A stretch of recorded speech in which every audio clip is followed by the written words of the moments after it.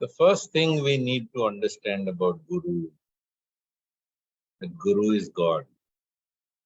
Guru is situated within your heart.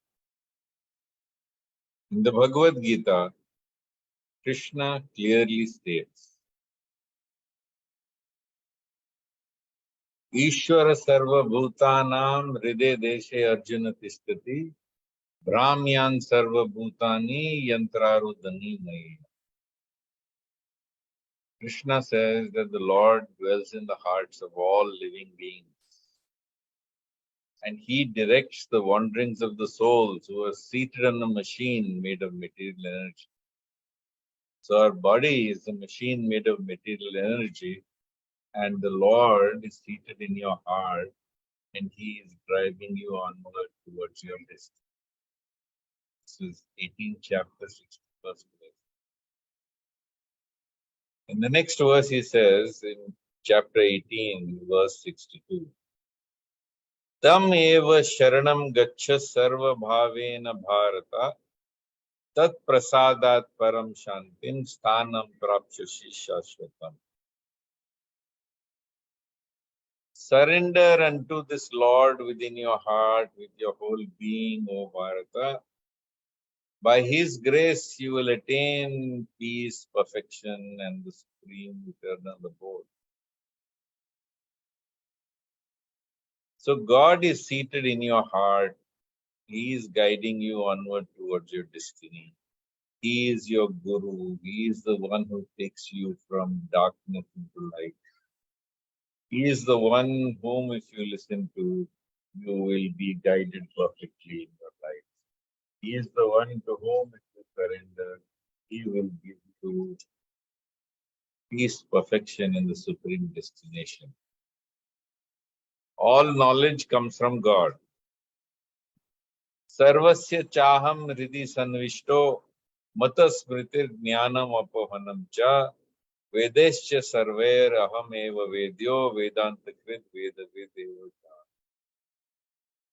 In the 15th chapter, 15th verse, Krishna again says, I am seated in everyone's heart, and from me comes remembrance, knowledge, and forgetfulness. I am the knower of the Vedas, I am the compiler of the Vedas, and it is through the Vedas that I am known. So all knowledge comes from him, all enlightenment comes from him, all directions and all guidance comes from him. So it is very important for you to understand and remember that God provides a guru within your heart. What about an external guru? Anyone whose message is echoed by that Lord within your heart is your guru for that moment or for that statement. There is a very famous story attributed to many individuals, but I will give you the name of Nagarkatti. He was really besotted by a prostitute who was some distance from his village. So one day, or rather one night, when his longing became acute, he left his home and his family, and he traveled through the forest, where he narrowly avoided being eaten by a tiger and run down by a pack of wolves. And finally, he jumped into the river to cross it. And the river was in flood and he was about to be drowned. So he held on to a log. And by the time he reached the shore, he realized that log was a crocodile. Could have eaten him. So he escaped from all these. And he came to the koti where this prostitute was staying. But the gates were closed and he found it impossible to get in. So there was a rope hanging. So he caught onto the rope, he swung on the rope, climbed up the rope, and just when he jumped into her house, he realized that that rope was really a big python. So he was so astonished at all these terrific feats he had undergone in order to come there, that when he was in the prostitute, the first thing he started telling her was, "Do you know what all troubles and tribulations I had to get here? I was attacked by a tiger, I was hunted by wolves, I was almost eaten by a crocodile, and I held on to a python, a snake, and managed to climb into your house." And then he related the whole incident in great detail. After hearing this, the prostitute looked at him with open mouth and said,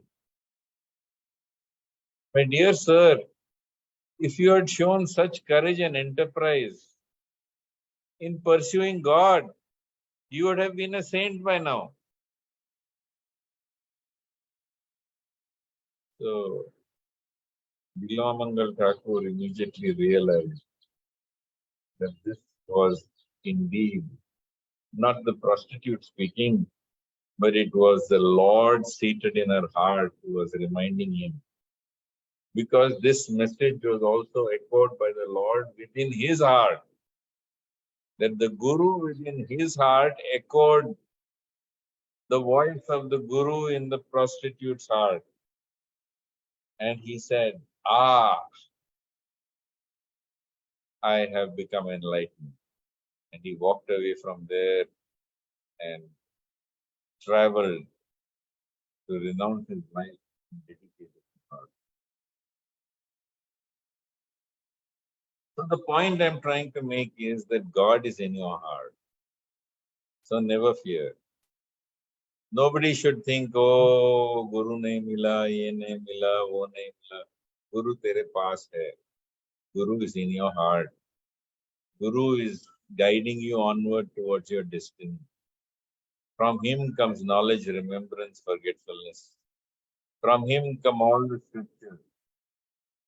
And all you have to do is to surrender unto this Guru who is within your heart, and he will take you towards peace, perfection, and the supreme perfection.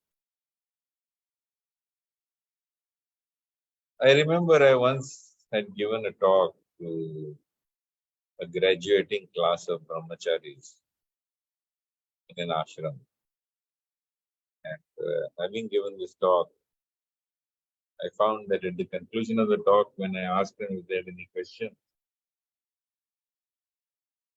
one very important question they asked was, "Doctor, how does one find a guru? It's so difficult to find a guru. How does one find a guru?" I was shocked. We were in the ashram of this guru. So obviously they had a guru when they joined the ashram. That these brahmacharis were taught over a period of 2 or 3 years by different gurus who were also from the same organization. So surely they had no problem finding a guru when there are so many of them around. So I looked at them and I said, "My dear friends, I have to tell you the truth. The truth is that in this world, there is no shortage of gurus. There is a desperate shortage of disciples. Gurus are many, disciples are few. Disciple means one who follows a discipline. That's where the word disciple comes from. It means one who follows a discipline. And if you have this desire to follow a discipline, if you have the ability to follow a discipline,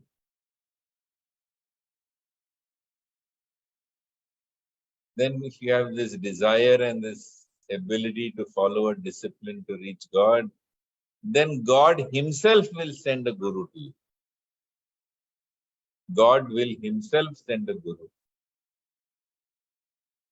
There's a famous story of two disciples, aspiring disciples, who traveled all the way to India. And when they came back to the United States, they discovered that the guru was just down the street from them. He became one of the biggest gurus in the Western world. So I want to explain to you that number one, God is in your heart. And when God in your heart echoes the words that you hear externally from anyone, then surely you will be enlightened. But all enlightenment comes from within. Don't look for enlightenment without. All enlightenment comes from within, because Guru is within your heart. And as I said, these words of enlightenment may come from anybody, from any part, any place in life, any situation, any circumstance, any kind of person, regardless of their character, regardless of their situation, regardless of what is going on in their lives. So don't doubt what God speaks to you from within your heart. When He echoes it and He says, yes, this is correct, because God in truth is situated in your heart. The whole concept of having a guru to disciple relationship is something that did not exist as a regular practice for many, many years. It was not accepted. Yes, in the Bhagavad-Geeta, Krishna is the guru to Arjuna. And Krishna in the Bhagavad-Gita tells Arjuna that in order to learn how to perform yajna, you need to follow a teacher who has attained enlightenment through the performance of that yajna. So if someone is teaching you a yajna, a means by which you transcend self and attain divinity, then he must have also practiced yajna, which he is teaching you. And he has attained enlightenment through that.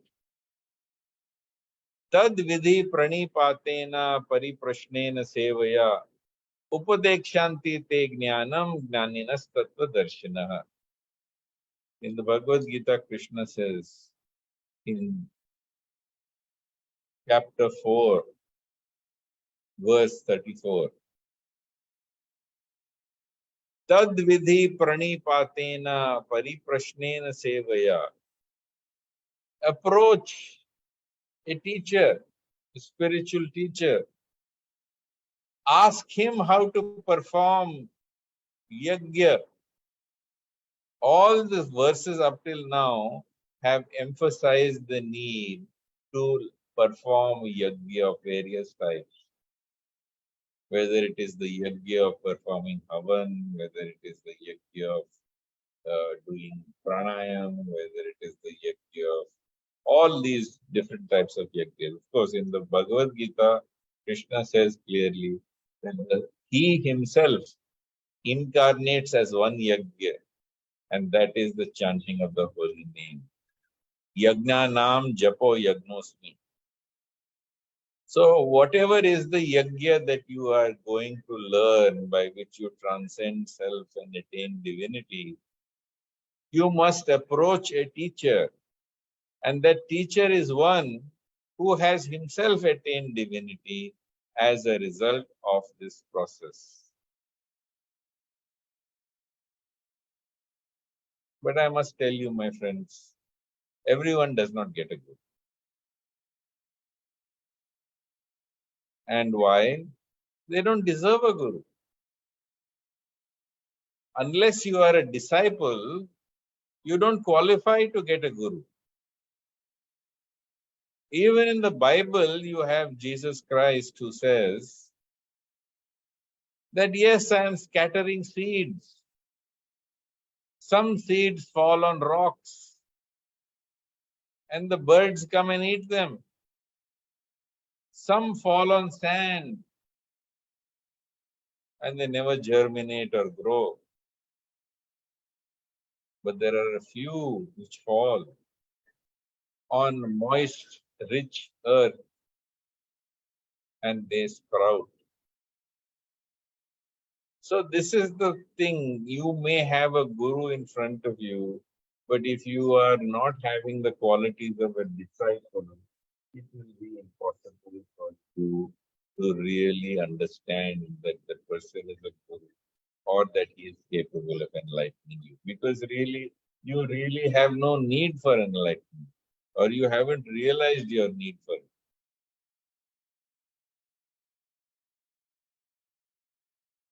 In the Viveka Chudamani, it is clearly described what are the qualities of a person who is a true disciple.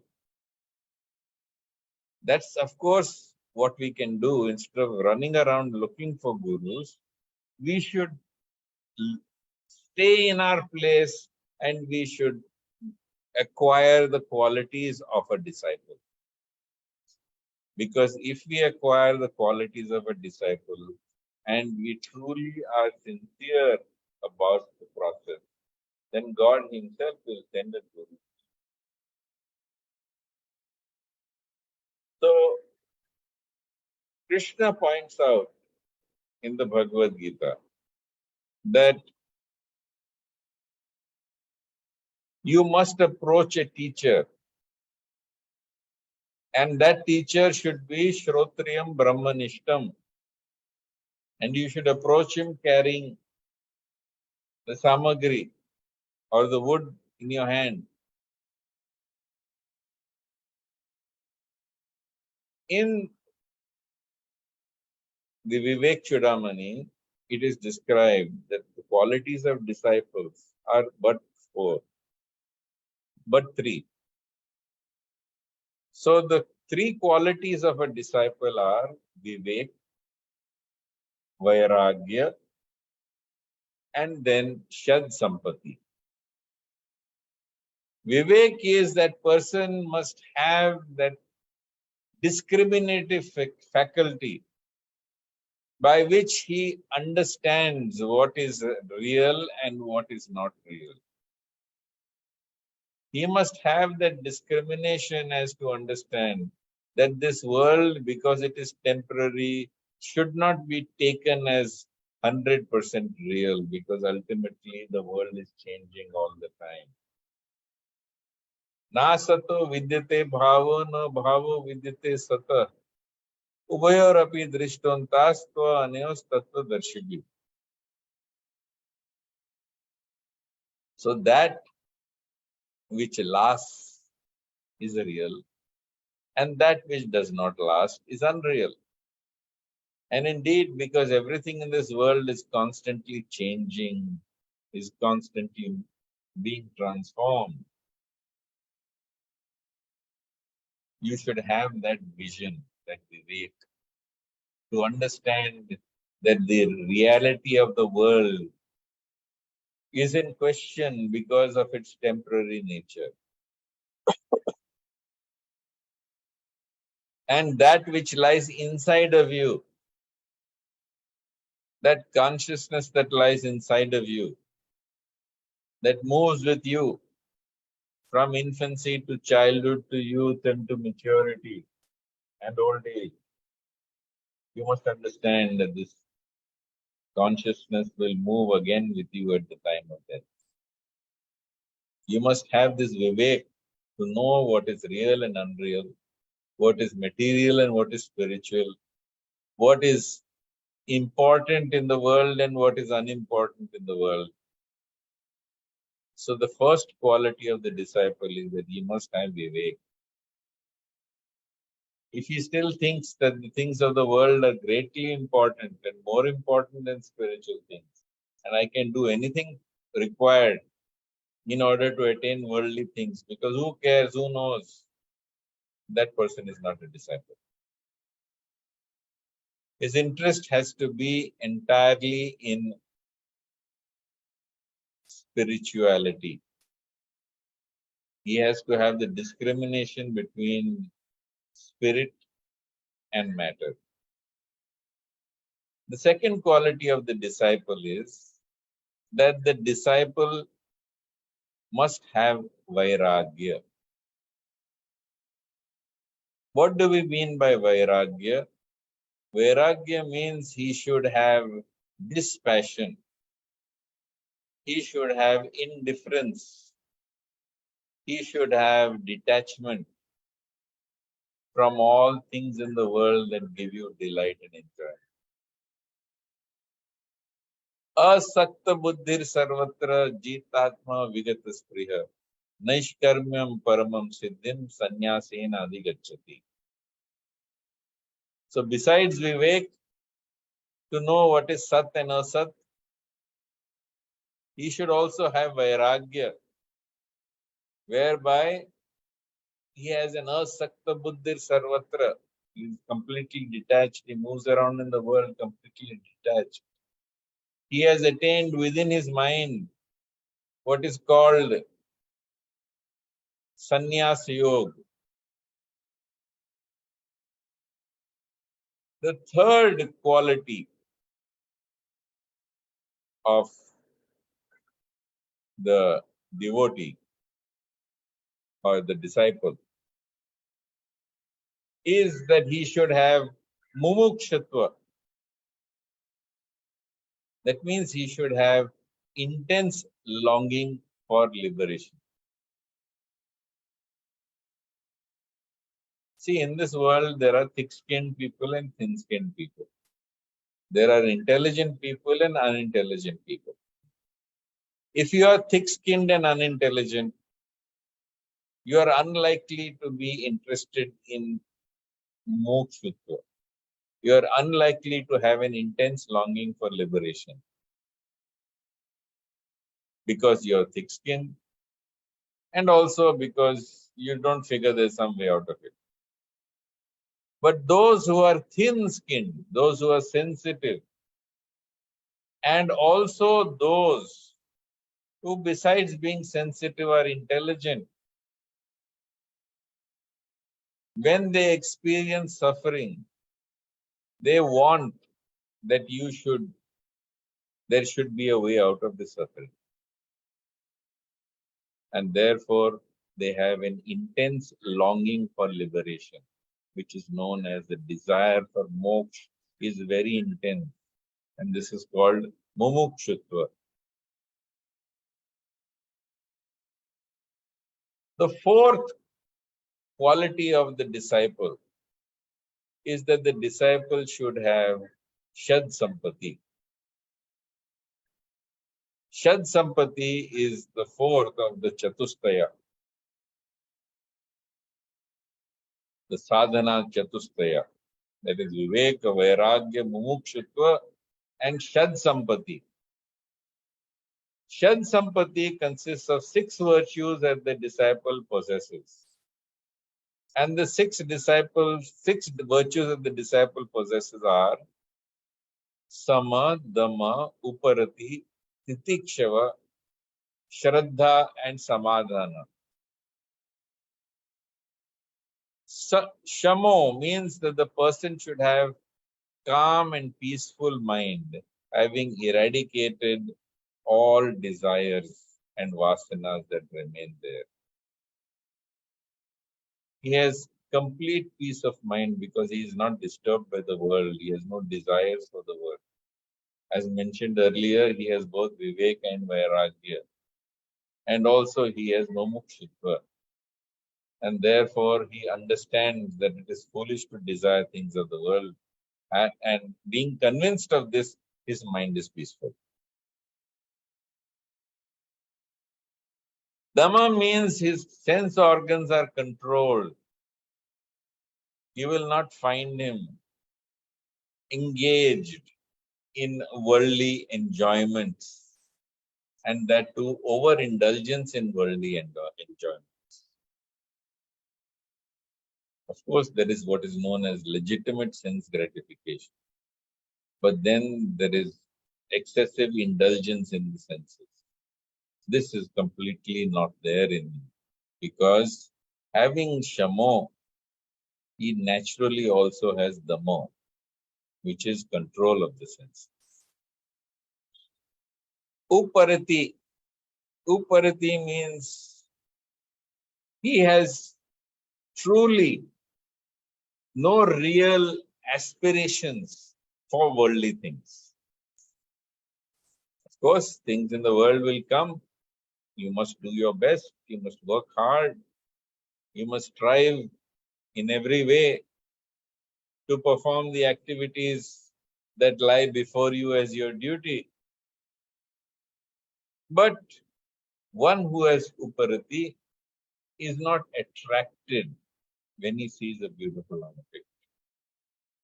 He looks upon sama loshtashma kanchanaha.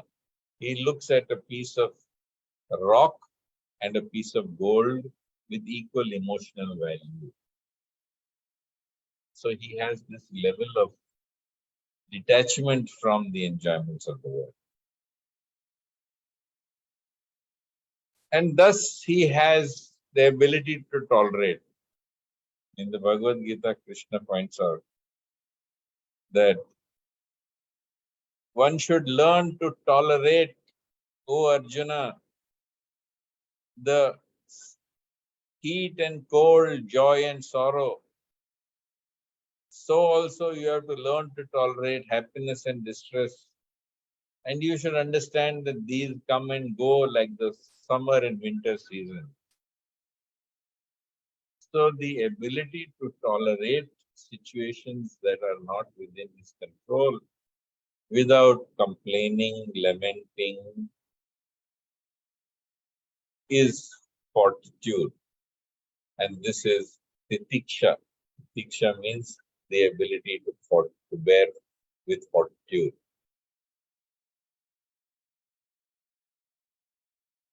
And therefore, these qualities are indeed the qualities that are there in a disciple. And if we understand this and we make an effort to have vivek, vairagya, mumukshutva, if we have these 6 virtues, right, we will automatically acquire that ability to attract a teacher.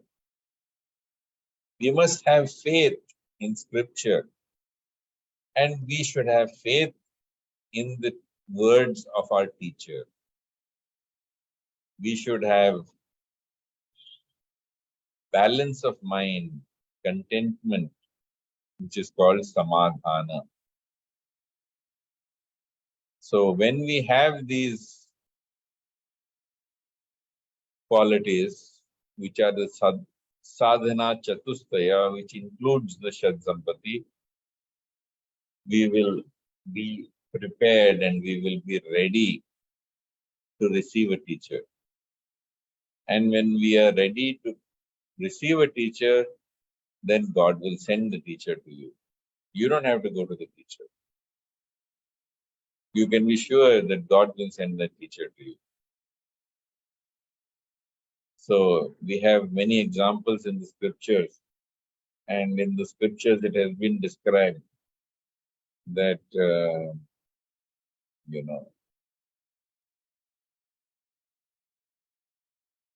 Maharaj Bali is takes one step towards God, and God takes a giant step towards him. that when we bow our head because we have nothing else to give God, then the last step of God is on our ahankar, on the illusion that we are Prakriti. And by destroying that, the Lord will enlighten us. And because we are struggling in the world,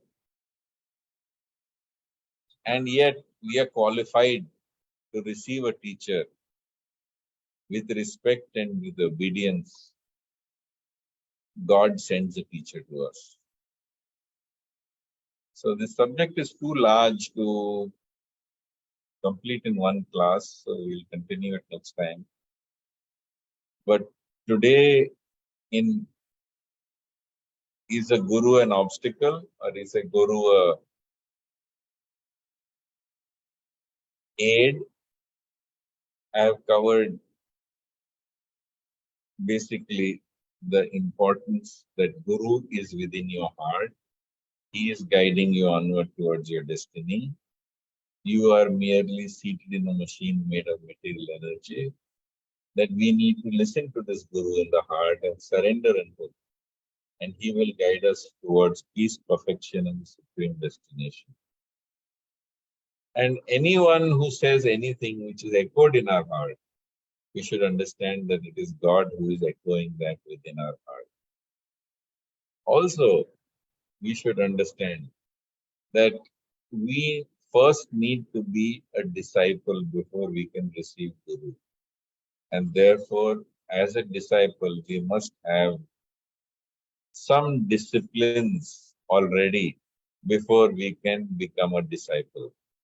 And these are described in the Vivek Chudamani as Sadhana Chatushkaya. And these are Vivek, Vairagya, Mokshatra, and Shad Sambhati, which I have covered. Next time we will deal with what you should not have, what you should not look for, because that is perhaps more important than what you should have. And we'll conclude here for now. If there are any questions, please feel free to ask. So, I will start with a question. So, as you said, the true guru that guiding power is inside all of us. So, but how can one understand the difference between the noise and voice inside our heads? See, when you make an effort to acquire Viveka, Vairagya, Mumukshutva, Shad Sampati, automatically the other voices will become calm. They will become silenced. And as they become silenced, automatically you will begin to hear the voice in your heart. Sure, sir. So, sir, how one can develop these qualities within oneself? The Vivek, Vairagya, Mumukshatva, and Shad Sampati. So we'll be covering this in future classes. Definitely, sir. Yes. So, how do we get to know that we have found our guru? So there's still time to go for that. We have to cover several other things in the future lectures. This was just to help you to understand what a disciple needs to be. And that if you are not capable of following a discipline, then you are not capable of being a disciple. And if you are not being a disciple, then you certainly can't find a guru. Absolutely. So, the disciple first must be living a disciplined life. Yes, you should be capable of living a disciplined life. Sure. So, thank you so much, sir, for such a wonderful session. We will be looking forward for the continuation of this topic, and we will see you next. Hari Om. Jai Shri Krishna. Hare Krishna, Hare Krishna. Thank you, sir.